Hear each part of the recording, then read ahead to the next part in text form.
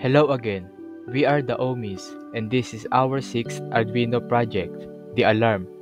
In this project, we use a buzzer to generate an alarm sound. This demonstrates how Arduino can control sound output for alerts, notifications, or warning systems. Our group members are Lira Mark Christian, Tardio Mark Vincent, and me, Mojica Denver John. We worked together on building the circuit, wiring the components, and programming the alarm system. An alarm is a device that produces a loud sound to alert people about a situation. For example, a door opening, motion detection, or an emergency. With Arduino, we can control a buzzer to act as an alarm and even program custom patterns for the sound.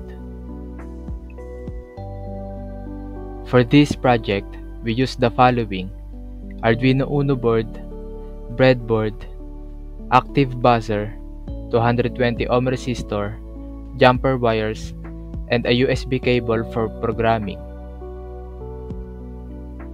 This is our circuit diagram.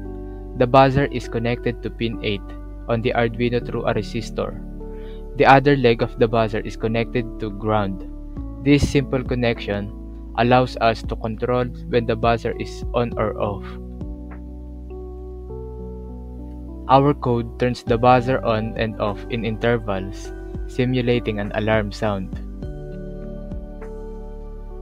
Here's a video of our group wiring the buzzer into the breadboard, connecting it to the Arduino, and uploading the code.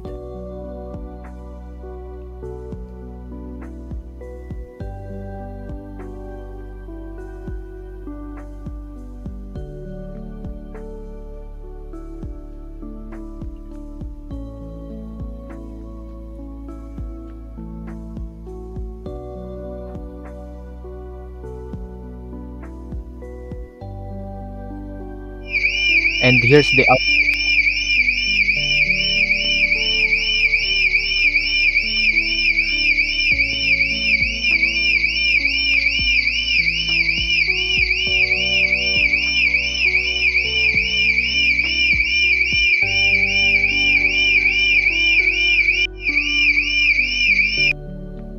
And that concludes our sixth Arduino project, the alarm.